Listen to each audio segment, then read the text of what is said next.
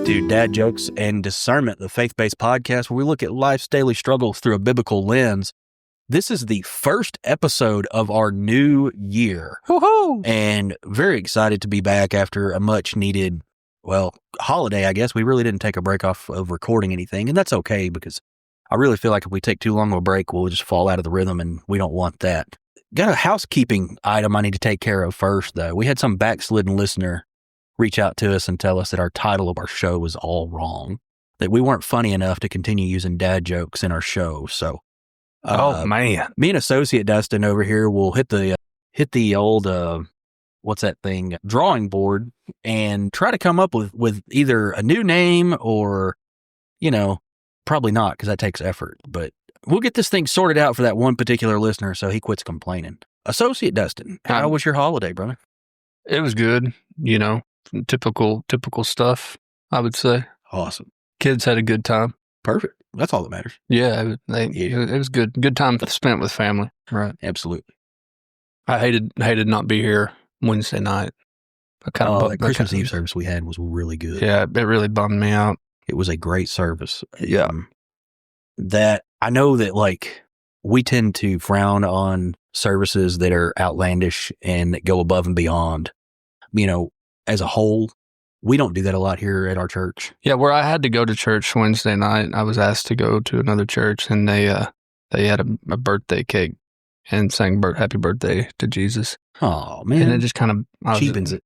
And there really wasn't much of a message, and I'm not dogging the church. I love the people there. They're good-hearted people, I think, but yeah, it wasn't home, I understand. I like being here. Have you ever tried to eat a clock? Have I ever tried to eat a clock? No, but I have spent a lot of hours in between murdering time. Yeah, it's really time-consuming. Time-consuming. Yeah. Yeah. I wonder if our friend that... This is his fault. I wonder if our friend that made mention that, we're not funny. I wonder if he's ever heard the rumor about what the butter did. What'd the butter do? I'm not going to spread it. It reminds me of this time that I had a little, I don't want to get out there too personal in my life, but it was a tough time for me, and I had some issues where, mentally speaking, was confused with butter.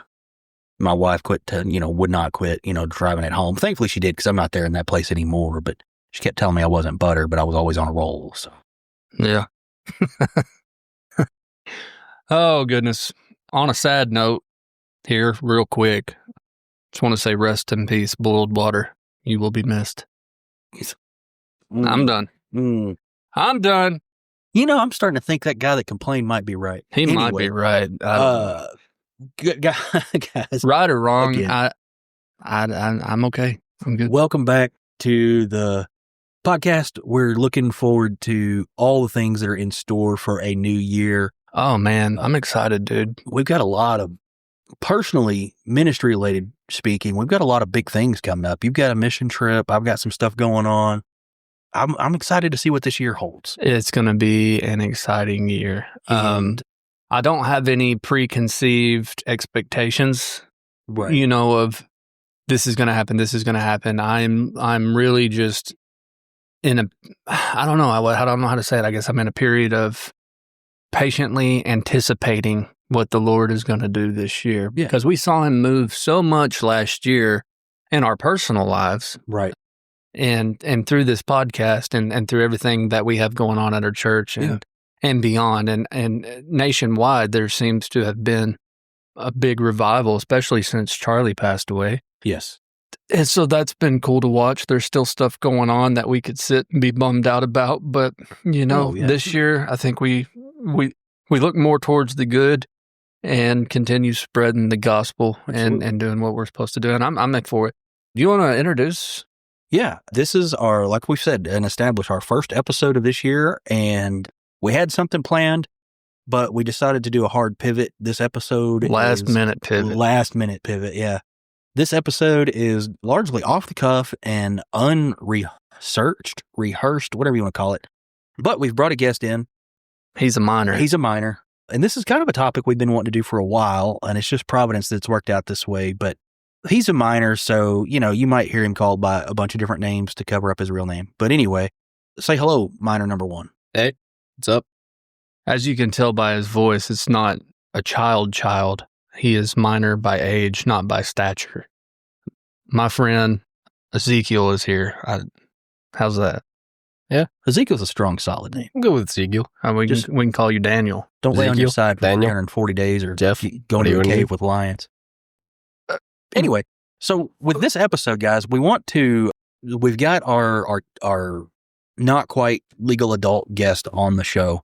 So we wanted to focus on things that teenagers have to deal with.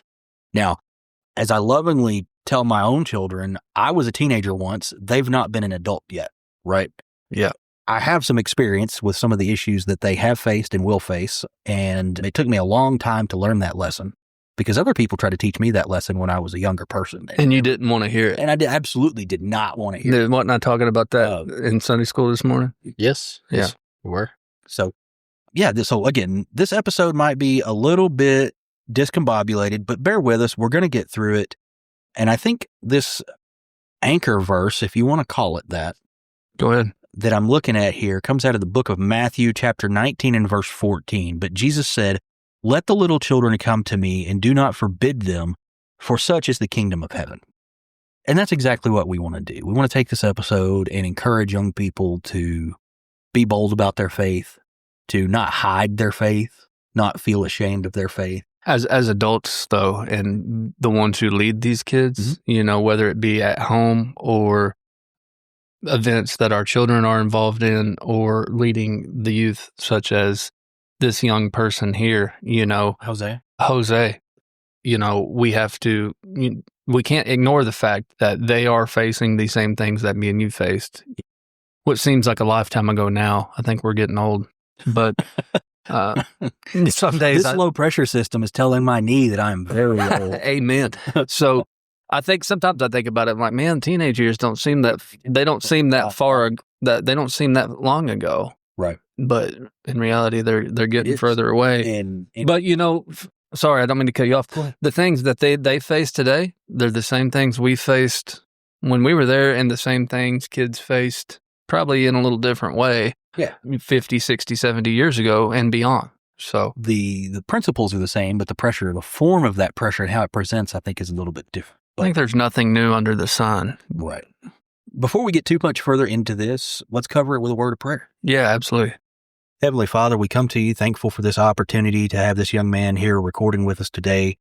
Lord, being able to discuss issues that young people face and how they can, guard themselves with the faith to prevent attacks from Satan and those fiery darts, Lord, and they can stand firm on their faith and in their faith and knowing where their identity truly lies instead of being lost and misdirected and misguided by this world that we all live in, Lord. And we just thank you for the opportunity to be here with him and going over these things, Lord, and pray that there are other teens out there who may come across this episode. They can hear what this young man has to say and be blessed by it the way that we're going to be blessed by it, Lord. These things we pray in your name. Amen. I feel inclined to say, amen. I feel inclined to say, step back real quick.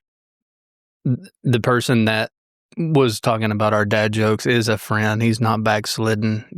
We do appreciate the feedback from anybody, but yes. We did feel inclined to. He is a valued listener, a close personal friend of mine. Otherwise, I probably would not have called him. I haven't met him in person yet, but I feel like I know the guy. And I can't, y'all will get to hear him sometime because he's supposed to come on here and do an episode with us here sometime. We hadn't got that scheduled yet. We really should, though, because I'm really looking forward to that.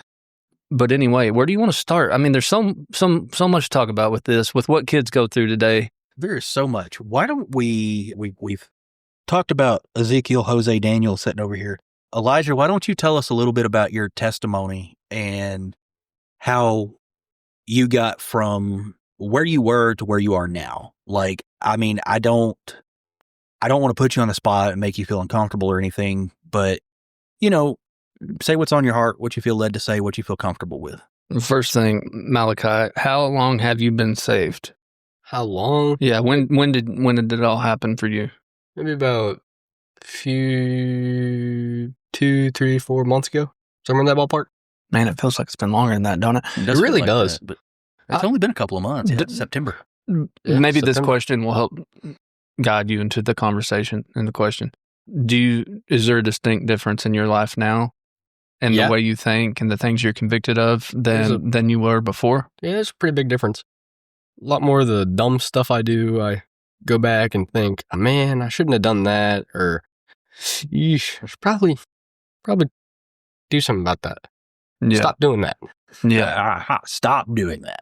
And the key is, why do you feel like you should stop doing that? What difference between being a believer and a non-believer, your life now and your life before, has given you that, I need to quit doing this? Like, does that make sense? I like that. Kind of a loaded question, I guess, kind of deep, but what has changed in you that makes you feel like, certain behaviors before were okay and now they're not? I guess it would be, I kind of have a better sense or more of a sense of conviction, feel a little bit worse about the dumb stuff that I do. That's fair. Be like, it's like, hey, wait, we're not supposed to do this stuff. Don't do that. Where do you think that realization's coming from? I think a lot of it's coming from just making the decision to follow God, following Him, hearing more about what He does, hearing more about the Word, just hearing what He has to say about it.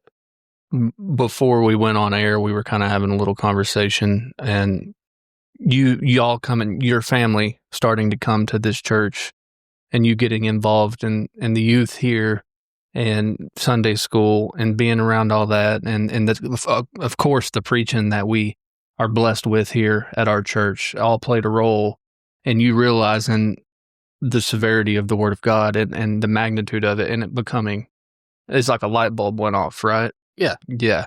And that happened a few months ago. Like, you felt that tugging on your heart, that conviction over these things, and you kind of knew what you had to do. Yep. Or the Lord did it, obviously. We take no part in our salvation, but you kind of answered that call and chose to seek the Lord, and He revealed Himself to you, right? Yeah. Yeah. So in your day-to-day life, Joshua, I'm sure you go to the same school that me and my co-host here went to. So I'm sure the pressures are similar. Like I said, there's nothing new under the sun. What grade are you in, if you don't mind sharing? Freshman year. Freshman grade. Year. Oh, goodness. We just come off Christmas break, so you're halfway through that freshman year, too. Wow. That went by quick. So are there things at school that you hear other kids say? Like in Sunday school this morning, we were talking about being able to stand firm in the faith and being prepared to give an account for why we believe what we believe. And I was talking about, in the sense of the importance of being able to do that. So later, as you go into college or whatever, the workplace, you encounter a very studious atheist, for example, who loves to sway immature believers into not believing anymore. And that's why it's so important that we stay studied up to give a defense for why we believe what we believe. Do you encounter, and I already know the answer to this, but I got to ask it because we're on here. How often do you hear or encounter people making fun of the Word, making fun of God, or just simply saying that it was a man-written book, that it's not real, it's just a story? Any kind of negative talk towards Christ or the Bible, how often do you hear stuff like that at public school where you're at? Not super duper often, but I'll hear it maybe every other 2 days, every other day, somewhere in that ballpark. That's pretty often. Yeah, that's a lot. That's pretty often, but I hear it a lot. Yeah. Past a lot of people in the hallways. And I'm sure that affects you differently now, I'm sure, than it would have before, Before you had the Holy Spirit and Christ in your life, it probably went in one ear and out the other, right? Right. And then now you hear it and you got a little red flag that comes up. Kind of resonates a little bit more. Makes you want to say something? A little bit, yeah. Yeah. Well. Have you noticed any changes in your friend group? Pre-salvation, post-salvation, like Because that's something that every believer goes through. They are going to lose certain people in their lives just because that person can't get on board with salvation, right? Associate Dustin's gone through it. I've gone through it. Everybody goes through that. Have you experienced that yet in regards to old friends leaving, new friends coming in? Maybe somebody notices, hey, I heard you talking about going to church the other day. I go to church too. Where do you go to? You know what I'm saying? Like, have you had those encounters yet? Or I've had some encounters with people in my friend group like that. Yes. Oftentimes we'll just start talking about it, have conversation. That'll be that. In regards of people like leaving the friend group or just not vibing with it, I don't really get that very often. Most people are pretty chill about it. I've had like one person leave the friend group, but that was because of a separate issue. Right. Not necessarily because of your salvation. Of not great stuff that happened. Understandable. But do a lot of your friends believe? Yeah. Pretty good amount of them believe. That helps. That does help. Are they active in their churches or? Most of them are, yes. Really? Do you peer pressure them into coming to church here? No. You should. I shouldn't be that. Before this, we were talking about how bad peer pressure was, and now you're talking peer pressure. Yeah, what exactly, a guy. Exactly. What a guy. I love that. You're a step ahead of the curve because we are who we surround ourselves with. Yes, right? The mistake I made, and I'm not dogging on anybody, it was my own fault. I had multiple sets of friends when I was your age, like, because I was involved with various activities through school. Band nerd. That was one of them. But I shouldn't say much. I was a theater kid. Yeah, you were way weirder than me. Anyway, I'm kidding. We're going to air all of our dirty laundry on this episode. Anyway, I had friends at church. I grew up in youth. I grew up in church. Y'all have heard some of my testimony before. I wanted to live for the world and do the fun things, but I also enjoyed my time at church and the fun things we did there. Keyword, the fun things we did there, And so as I got older, and probably sophomore year of high school, especially junior year of high school, more temptations came about. And, that's what I was telling you before we went on air, prepare yourself now for those things. They're coming.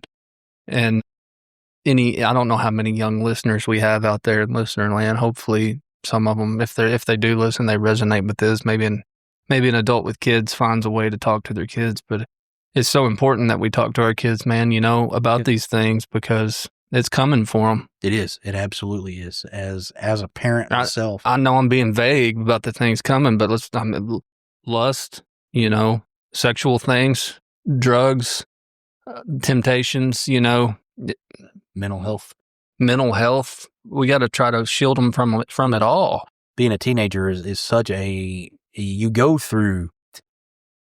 I am not a psychologist by trade, but I do have enough knowledge of that to make me dangerous, right? When you look at the development that a person goes through as a teenager, right? Like mental development, not just physical changes, but mental capacital changes, right? Right. There are leaps and bounds that are made between certain ages that people just don't realize, and that is something that we as parents have to prepare our kids for also. That some of your friends are going to mature faster than you. And maturing is the best way to describe it. Right. But the light years of life experience between a 16-year-old that just got their license and an 18-year-old, they're both still kids in high school. Mm-hmm. And I use that term very, very specifically, kids in high school. But where they are at socially. And their interests a lot of times are different. Yeah. And that's where we see a lot of problems with kids being peer pressured, as we stated, where, all of these different age groups are so integrated. You think about the seniors in band looking at the incoming freshmen in band, or older guys on the football team picking on the younger guys on the football team. That's part of that is don't get me wrong, part of that is a rite of passage. I'm not condoning it, but I'm not going to shy away from the fact that it exists either. right? But those groups, all of a sudden, you as the junior or senior kid is a huge influence on that freshman or sophomore that just joined whatever activity it is that you're participating in. Yeah. And you don't realize how much of an influence you have on that person. That's right. And I think it's incredibly important that people in your position who are believers, who are firm in their faith, who have that identity rooted in God, aren't afraid to share that and let that be known. I'm not saying that you have to go and browbeat somebody with a Bible every time they walk into your group meeting. No. Right. But to not shy away from the fact that yeah, this is who I am. This is why I believe this way, and to be able to have keyword why I believe what I believe. Yeah. I told them in Sunday school this morning, I was reading an article about a boy who had grown up in church, he had done all the things, knew all the answers, but he couldn't give a defense for why he believed what he believed. He gets to college, encounters a very atheist professor who all of a sudden the kid's going to his dad, who was a leader in the church, saying, I'm an atheist. So. Did you send me that? I may have. Because I watched that same video. But dude, it happens. Yeah. And I'm just like, I'm sitting here like, stay off my social media feed, please. No, I may have sent it to you. Or you may have. I don't know. You may have sent it to me. I don't remember. Yeah, I know. Exactly. I'm sure the algorithms have our threads very similar. I know exactly what you're talking about, and but I was telling the kids this morning, I encountered professors like that at the university when I was there, and it's a real thing, And so, Micah, like you were saying earlier, how you're not facing certain pressures now. They're going to come, and the foundation that is laid in your life now is going to prepare you for the future. So, like, our brains don't fully develop until we're 24, 25? Yeah, 25. 25, right? Think about where you were at 18. Thought I had it all figured out. And then where you were at 2 years later at 20. Still thought I had it all figured out. Still thought you all had it figured out. But you could look back as a 20-year-old at an 18-year-old and go, wow, what an idiot. At 23 years old, I was still an idiot. Yeah. At 25, I'd settled down. I had been with my wife for a few years. And by the grace of God, he, started shaping me a little bit more and more and more, leading me to where we're at today. If I had listened closer to those I was accountable to as a youth and a young adult, in church, things would have gone a whole lot smoother. I took for granted the leadership that I had that was trying to guide me. And, all these things that I faced, that you've faced, the kids face, all the things I mentioned a while ago, I was warned against. Mm-hmm. And, when faced with them, I thought they just sounded fun. And I wanted a taste of it. That's sin, right? Absolutely. Was it worth it? No. Goodness, no. Not at all. So, I'm glad you're here. I don't want it to seem, Joshua, that I'm just, preaching to you because you're here. Right. This is the episode for all to hear. And, I think it goes down to the parents, man, in a lot of ways, If we're not protecting the kids and instilling all this stuff into them, feeding them the word, covering them in prayer, being a shield for them. And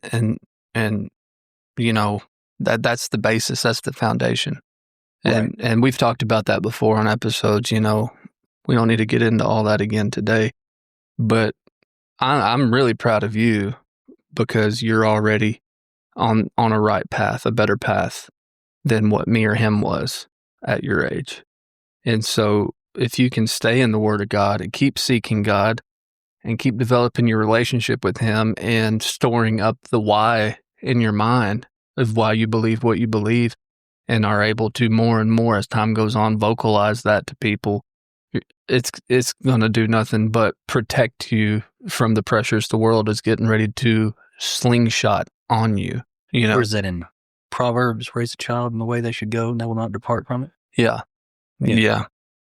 That's such an important thing. And to to be able to be a middle-aged person. We're not middle-aged. Shut up. Yeah, okay.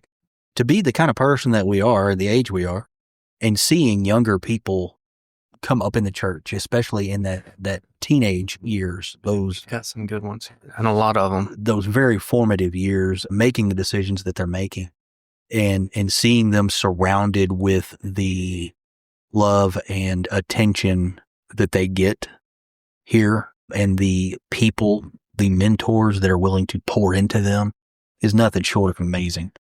What are we running on Wednesday nights? About 100? That's the consensus. We usually have. I don't say that to brag. I say that to praise God.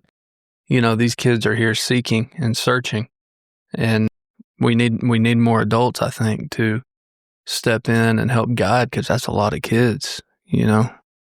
Right. So, when you sit back and you guys, kids, see the things that your parents talk about a lot, and you hear about the awful things in the news and world politics, and that stuff bleeds over into you guys.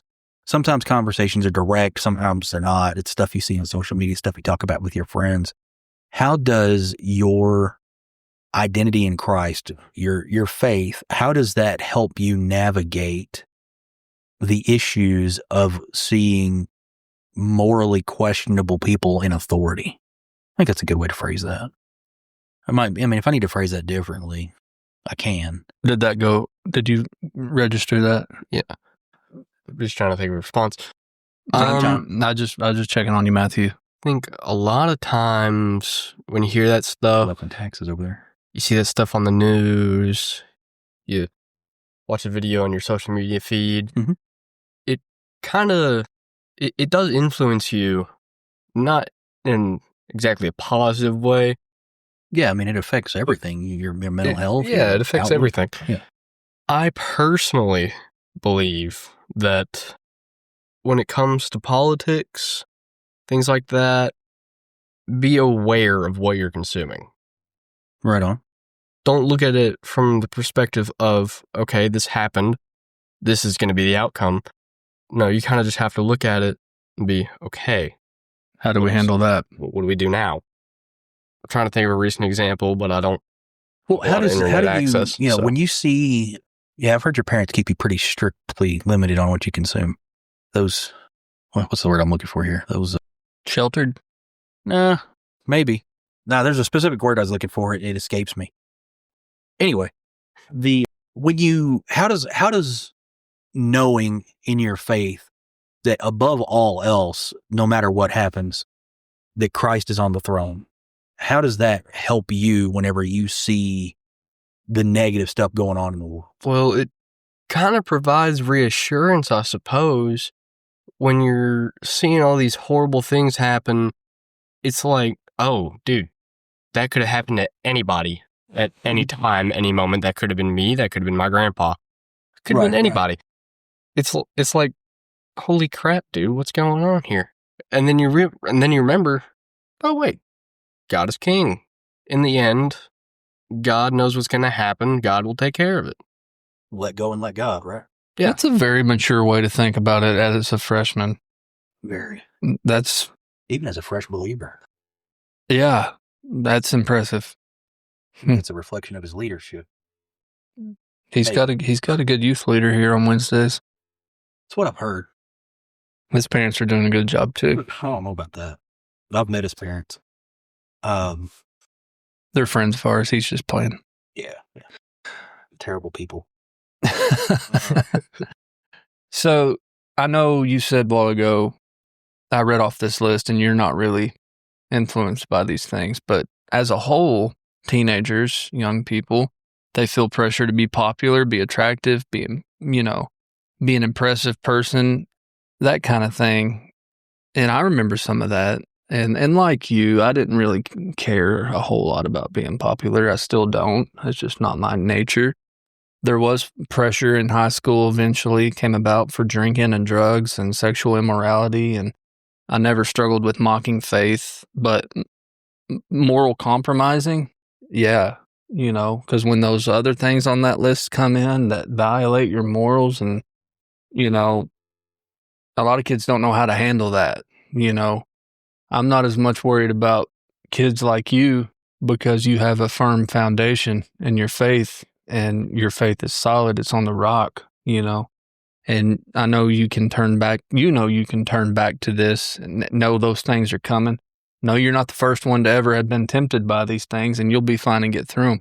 But that almost puts a bigger weight on kids like you, on your shoulders, to end up helping the ones around you who are going to be tempted and influenced. For you to be the one to say, hey, remember all the conversations we had about Christ all these years and how to live for him and all this and that, that's not the way we do this. You shouldn't be doing those things. It sounds like it'll lead into a conversation eventually of someone, making fun of you for standing up for what you believe in. But like Brother Jordan said this morning, they made fun of Christ. They're going to make fun of us too. Right. Right.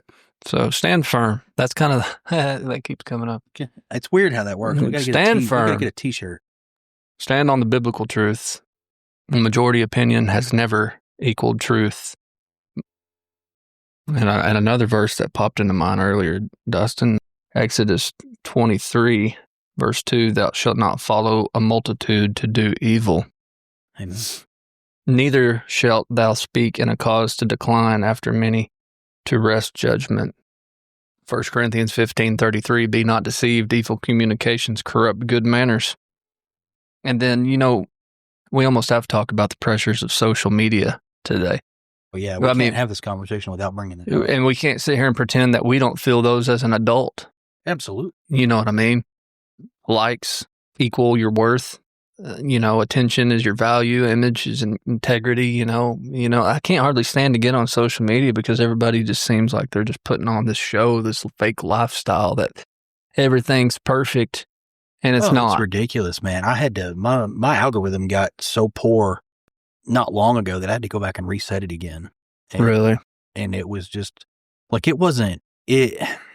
it's hard to describe because I don't want to make it sound like I'm trying to hide from sin or anything like that. But it wasn't lustful content. It was just content that left me in a bad frame of mind. Yeah. It was just constant bombarding me with news stories from around the world, and I didn't want to listen to it anymore. It was the noise was so very loud that I had to reset that algorithm the best I could anyway, and then have a couple discussions with a couple of friends to say, hey, look, I'm stepping away from this topic for a little while. I wake up, and after I have some time with God, this is what I am bombarded with from the time I get on social media till the time I get off. I don't want to live my life in this frame of mind anymore, Yeah. And it's tough. It's very tough for somebody that is my age that is still impressionable. I can only imagine how difficult it is for people. Well, I think, yeah, absolutely. Amos's age over here. Amos, They're incredibly. I'm glad Amos is here today. Me too. That's a big difference between what Amos's generation goes through, what our generation went through, and, before the age of the internet people went through. They were influenced by what they saw in person, maybe what they saw in a tabloid or magazine or a movie, but step back to the 40s, you know what I mean? How were they influenced? We don't understand those things, but I guarantee you one thing, they were influenced by something. Oh, yeah. 2 Corinthians 10:12 says, for we dare not make ourselves of the number or compare ourselves with some that commend themselves, but they're measuring themselves by themselves and comparing themselves among themselves are not wise. So you can't compare yourself to what you see out there today. And that's social media. We've talked about it before, such a tool of the devil to make ourselves, what we was talking about being grateful on the Thanksgiving episode. It ruins our gratefulness for what we have and what the Lord's given us to manage, and it ruins that. Comparing yourself to what you see online in someone else's life is not real. That's the thing that so many people fail to understand is that it's not real. You're getting the highlight reel of their life. You're getting the best moments. You're getting them. Even myself, when I sit down to make a short video, anywhere between 90 seconds to 3 minutes for the Dad Jokes and Discernment social media, where I'm trying to talk about a biblical verse that's out of context or some other biblical truth. The amount of times that I stop recording and then restart that video before I finally come up with a take that I'm happy with to publish is ridiculous. Oh, I know. And I hear you. And I, just from my own experience in doing some of these videos, where occasionally I get a one shot that's like, hey, this is great. We're going to go with what we did the first time. But, we're not seeing what everybody's putting into this stuff. We're not seeing what's behind the scenes. We're only getting what they want us to see. Yeah. And when the only thing that you see is sunshine and rainbows, and your life is not sunshine and rainbows, it can lead you down a really dark path pretty quickly to wanting, to being upset that you don't have sunshine and rainbows, to where you actually miss the sunshine and rainbows that you do have. Yeah. But, and that kind of, I guess, brings me to what pressures do you guys face as teenagers and young adults regarding the future? So, future-wise, it kind of varies from person to person, really. Okay. Like, me, for example. Sure. Go with me, for example. Future pressures, I try not to worry about the future too much, not to worry too much ahead like some people do, where they plan out their entire lives. Right. I try not to do that, because that just leads to anxiety and stress, which is not fun for anybody. You're going to have to learn how to do it a little bit. Well, I can do it a little bit. I can deal with that. It's just like the planning 3 years ahead. That's not necessary. I can understand planning a little bit. I found out what happened to Sid's 5-year plan. Yeah.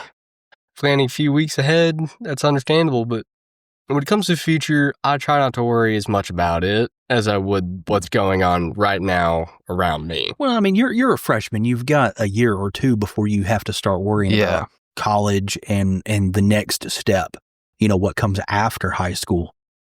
There are kids that are freshmen that are, like you said, they're completely freaked out by what comes after high school, and they are laying groundstones right now to get themselves to that point. These are kids that have high academic aspirations. They know they want to go, to Harvard after high school, and they're making sure that their GPAs are 4.0s. These are the kids that don't accidentally become valedictorians. They are the kids that intend on being valedictorians, How does that, when we rephrase it to that point, like I understand your position now as a freshman, but, a year from now, 2 years from now, when you're 21, you've got to start planning for that future. You've got to say, okay, I can get up and I can go to work at my minimum wage job. And this is not a slight against people that work minimum wage jobs. Okay. This is talking about somebody's own personal ambition and drive for themselves. You can get up and go to work every day at that job and say, I scratch that. We won't even pretend it's minimum wage. Dead end job. And a dead end job being defined as a job that has no future for you, right?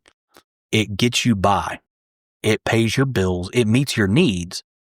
But you as an individual know that there is more to life than just getting up, going to that cubicle farm, sitting there, typing those reports out, and then going home at the end of the day, right?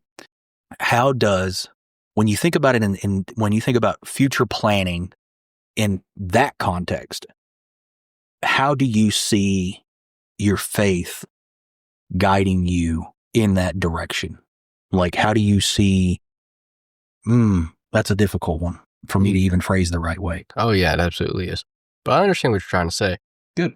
I think it'll hit you when you get older. It always hits you when you get older. And of course, it's just situational based, I know. But you get older, you settle down, you find someone to spend your life with. It is in you, biblically, to plan and to prepare and to provide. And that'll hit you one day. Obviously, you're too young to think about that. Your mindset will change on that. But I get where you're at because I was the exact same way and carried that a little bit longer than probably what I should have, that mindset, and still do in a lot of ways. Like, I'm not going to worry about that, and some things you shouldn't. Super guilty of that. Some things you shouldn't. But, like I have 2 young kids and, they're nearing they're not far away from their teenage years, and I know that probably within the next 15 years, they're both likely going to be getting married. And, I'll need to have bought cars and done all that, and you as well, Oh, yeah. And so we have to think about those things. We have to prepare for those things, as fun as they're not. Or did you have something you wanted to get to? Well, I wanted to read Micah 6:8 real quick. Yeah. He has shown you, oh man, what is good. And what does the Lord require of you but to do justly, to love mercy, and to walk humbly with your God? I think, and feel free to chime in, young person on the other side of the table. Micah. Is that his name now? I don't know. Don't know. Malachi, Zechariah, whoever you are. With that verse in mind, with he has shown you, oh man, what is good, and what does the Lord require of you but to do justly, to love mercy, and to walk humbly with your God. How does that, knowing that verse, that if you do those things according to his will, how does that help you whenever it comes to terms of, and we already established you don't plan very well, but we've also established that at some point you're going to have to start planning. How do those verses impact your thinking of terms of success or what your future might look like if it was successful? Okay. Or what you call success. Everybody's definition is different. Yeah, it varies from person to person. I think success for me with those words would include, number one, being biblical, being a biblical family, being able to provide, being able to go to work, do my job, do what needs to be done, then being able to provide for everybody in my family that needs provision. It doesn't have to be the whole $600,000 a year job that some people want. Yeah, no, I mean, some people do. Some people think that's their baseline of success, for sure. That. Yeah. But it also needs to be able to support you. You know what I mean? You need to be able to live off of it. I mean, it's a job. But you also can't forget about God. So success. He's the reason you have the job. So the main success in your mind is putting God first, leading a biblically influenced life, and having a family and leading them. That sounds about right. I think that's the most important thing you should aspire to first. That's awesome. It's awesome to hear you say. And we'll step back real quick, and I see it a lot today. Mockery, making fun of Christians. Mm-hmm. Experienced when I was young, seen it as an adult, and had a young man in Sunday school this morning talk about someone he worked with making fun of Christians and how he sees it at school. And, did that young man say how he reacted in those situations? I think, he tried to react the best way he could. I mean, he didn't call the guy an idiot or nothing as much as he probably wanted to. Sure. But labels, being labeled judgmental, Right. You get around someone, fear sets in, it's human nature. You don't want to talk about it because you don't want to be labeled being judgmental. There's the fear of being different with young people. Of course, the older you get, the less you care about that. But, whosoever therefore shall be ashamed of me, look from Luke, blessed are ye when men revile you for my sake, Matthew 5, those things. It's important to learn those things in those verses. They hated him, he's going to hate us. That's probably the biggest thing I can tell you today. Like, this isn't easy, Oh, yeah. But boy, is it worth it. Absolutely. And so, we probably could have had a handful of other kids, younger people come on today, and they all have a different story and name different things that they face and pressures that they encounter. Little Jude here, he thank God he hadn't encountered as much, as probably we had it by his age. And I hope it stays that way. I hope, and my prayer is that you make it through high school and you don't have much of a testimony to look back on other than you told people about Christ. That's my hope. That's my prayer. We're all going to screw up. You're going to screw up. But I continue to screw up daily. Yes. But your foundation is here. And what an encouragement it is and I'm not trying to inflate your head here. I'd say this if you weren't here, but what an encouragement it is that, to hear you say the things that you've said today Oh yeah. If the youth if this is any indication as to what a lot of the youth are out there are thinking now, there's hope for this country. A small hope, but a small hope. I know he's rare duck, but that's where it starts. So I know he's not the only one, and I know there's some out there across the country and around the world who think like this young man, but it's a rarity. Very much is a rarity. Even just here in our own church, and I didn't bother to read the statistic. It was just one of those social media photos, but it had stated that I think Gen Z has surpassed all other age groups in terms of church attendance. Mm-hmm. Yeah, again, our algorithms are aligned for sure. Have the source for that, but I can tell there is a large resurgence in young people seeking God, young people wanting to become closer to Christ, young people turning back towards the church, and not outright rejecting the world the way that I would hope they would, but they're going to start doing that if they continue down this path of seeking God and drawing closer to Him, as long as they are in a biblically sound church and receiving sound doctrine. That's a conversation for another time. So, John, you got anything you want to add? No, I think that about covers it.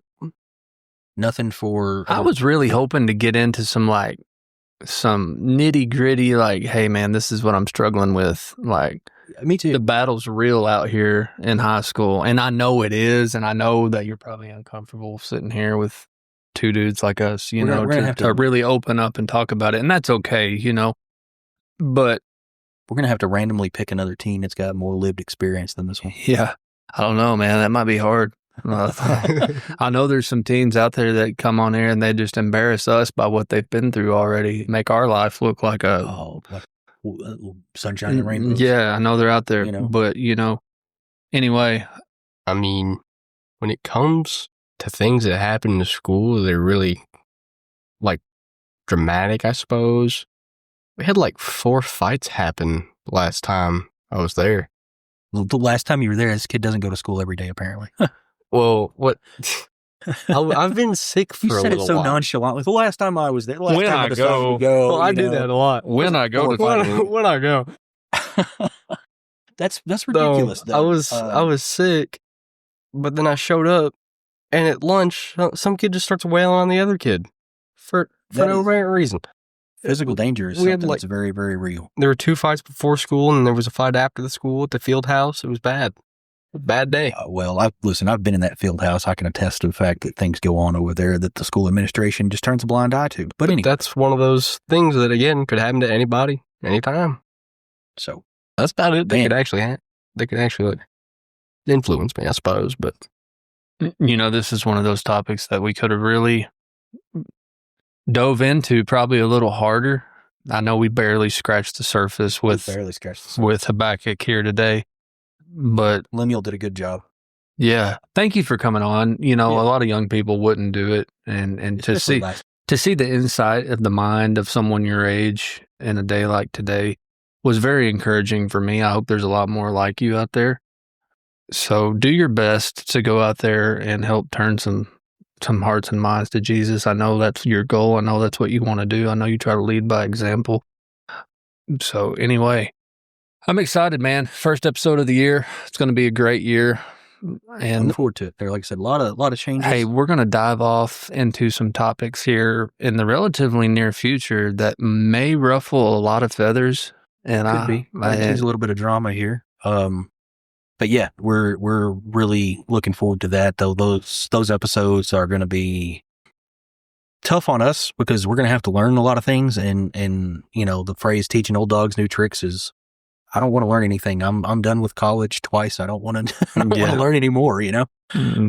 But for the intents and purposes, I'm definitely going to be willing to crack open the books to revamp my own knowledge on some of these things that we're going to try to talk about. But definitely going to have shout out to Uncle Beezy. Yeah, definitely shout out to him. We're going to file his complaint 13 over not having more humor in the show. Right. Again, thanks to our guest that came on today. Did you call him Lemuel a while ago? I called him Lemuel. Yeah. Hey, Lemuel was a king. He's got a whole chapter in Proverbs. At least he didn't call you Ruth. That's true. Call him Boaz. We can go old school, Shadrach. I don't know. I think we really should have just flipped to a random page in the Old Testament and called him the first male name we could find every time we needed to address him specifically. But anyway. I don't know. Yes. I had a lot of fun with that. Anyway, guys, we listened. We appreciate it. I know that the ending here has been kind of rambly. We are going to dive off into some serious stuff as the year progresses. We got a lot of things going on in our personal lives we've got to get through before we can devote the time to that. We're very excited to see where God directs the podcast this year and the things that are in store. We typically get that a week at a time. So as soon as we know, you guys will know. Hopefully we've got some good episodes with future guests planned. And, just like always, the one thing that we ask is that you continue to pray for the podcast and us as hosts, that God will continue to work through our lives and continue bringing the message of the gospel to the far reaches of the earth, the places that need it the most. And yeah, there's still a lot going on. I know without getting into detail, I mean, if you know, there's been action taken in Nigeria, thankfully, to defend the onslaught going on there. So please continue to pray for them. If we can pray for you in any way, in any specific topic, please drop us an email at dadjokesanddiscernment@gmail.com. Hit us up on Facebook or Instagram. We'd love to talk to you, pray for you, get you on a prayer list, whatever you need, we'll pray for you. But anyway, we love you. We appreciate you. Thanks for tuning in. Till next time.